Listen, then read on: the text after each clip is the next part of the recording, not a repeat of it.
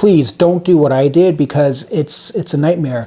So for years I struggled with the NoFap and journey, and really what it was, I just wanted to get free of porn. Like, porn was really the bad actor here, and I think porn it should be classified as a drug. It's as destructive as any other chemical drug out there, and for all I'm concerned, for all intents and purposes, pornography is a drug. It is a drug. It triggers neurotransmitter release on a level that surpasses a lot of natural stimulus, a lot of natural stimuli. It's higher than sugar. It releases about the same amount of dopamine that a hit of cocaine releases. It's ridiculous, right? So it's not natural, and young men need to get free and throw off the chains of the bonds of the pornography as soon as they can, because this is something that is impacting society, impacting our Western civilization and our culture, and leading to the higher rates of infertility, leading to sexual dysfunction, leading to the dissolution of the family unit, and ultimately leading to the dysfunction of the society at large. I want to talk a little bit about how movement releases tension. And when we're retaining semen, or if we're on a long streak of NoFap, we really need to be sublimating our sexual drive, our natural urge to procreate, because that's a potent force. It represents the potential to create life. That's what the semen represents. It's a seed of creation. We implant that seed into a woman, and it gives birth to another human being. That blows my mind when I really think about it. We're creating life through our seed, but what's even crazier is we're wasting it on screens. The potential of a seed of creation, we're wasting it on screens, to digital dopamine, to artificial women, to artificial stimuli, and we have no problem with that, and society encourages it and acts like it's normal, like it's a normal thing. Like, that's what young men should be doing. That's what we as men should be doing, is watching porn 2 to 3, 4, 5 times a day and jacking it and releasing our seed, because we need prostate health and we got to stave off the prostate cancer, and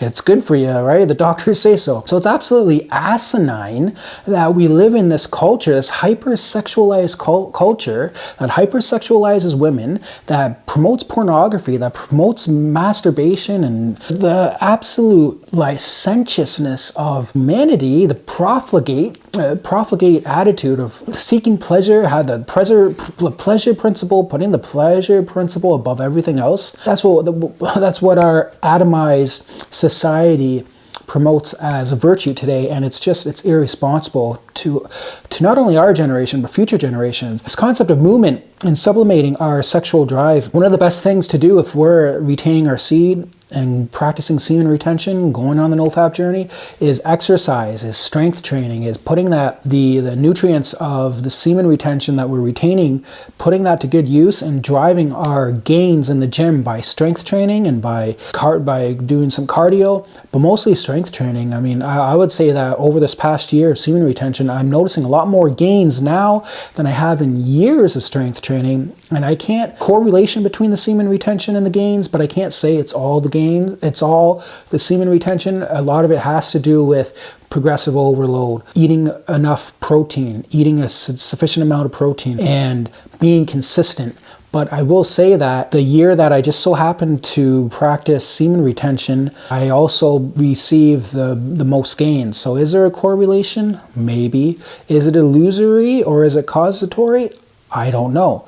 It could be. If we are doing this, if we're being celibate, if we're practicing retention, we need a physical outlet, because a physical outlet sublimates or diverts that energy into a physical outlet. And if we're not stimulating our sexual energy through release, through masturbation, and through sexual activity, we're going to have a lot of pent-up energy. And the best way to divert that energy is through exercise. So either through high intensity interval training, so through short bursts of running, through running up 10 flights of stairs, running back down, running up another 10 flight of stairs, or doing strength training and progressive overloading and getting that physical urge out of us. Like, I feel so good after a session of strength training or high intensity interval training.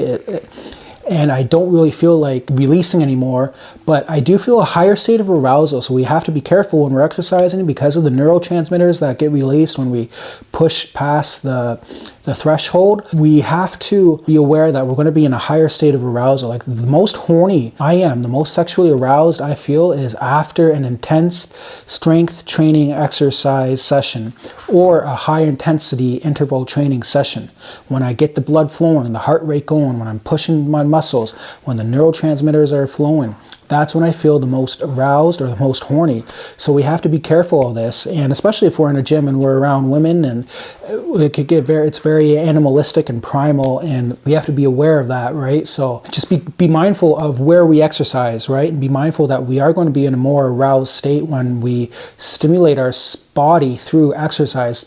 So instead of going and releasing that stimulation and arousal through masturbation and porn, we can divert that energy into a creative pursuit, creating a project, creating something outside of ourselves, whether it's physical or it's artistic, it's a design, it's a project, it's a life work, it's a vision that we're trying to bring into reality. It's sexual transmutation is what it is. This stuff is real.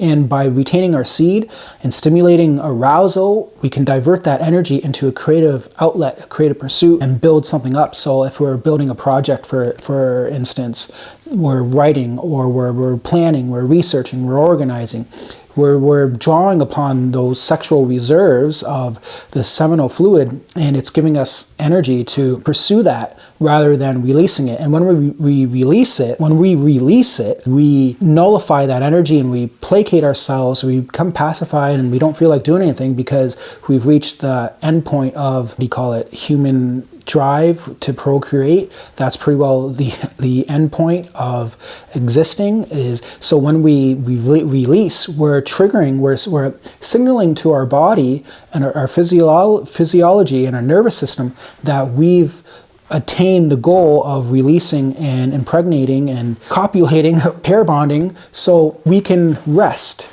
We don't have to do anything else. We can rest. We can take it easy. So we lose our edge. We lose our edge that pushes us forward, that drives us forward, that pulls us into our higher purpose. But when we're retaining, we're practicing retention and NoFap, and we have that energy in us, it gives us our edge. It gives us a carnal, primal edge to whatever we do. And it also increases our primal energy and interactions in daily life. We become a little bit more assertive. We have more free testosterone. We become a little bit more male-oriented. Whatever sex we are, we become more polarized to that gender, that sex, right? So as males, we start becoming more of a male. We start becoming more dominant. We become more assertive. We become more energetic. We become more purposeful, I suppose. At least I would hope so. So if we're practicing this way of life, we need to be diverting the energy, sublimating it into something higher, like a higher artistic pursuit or a higher artistic vision, and creating.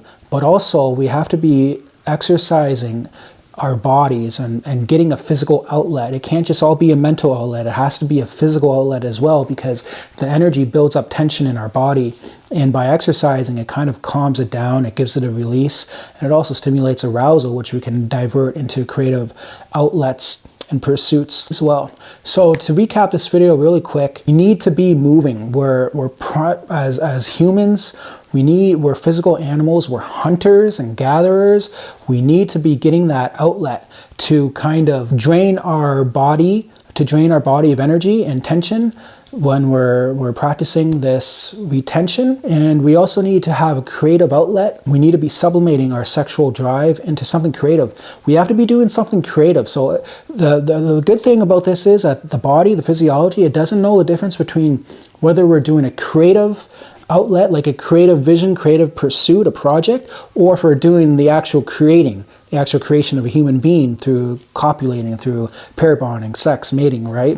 So the point is, we need to be diverting that energy into a creative pursuit, a creative endeavor. And when we do that, we don't have to fall prey to our base desires and urges. We're not enslaved to them anymore. So if you like what you hear, give me a like and subscribe, and check out this video for more.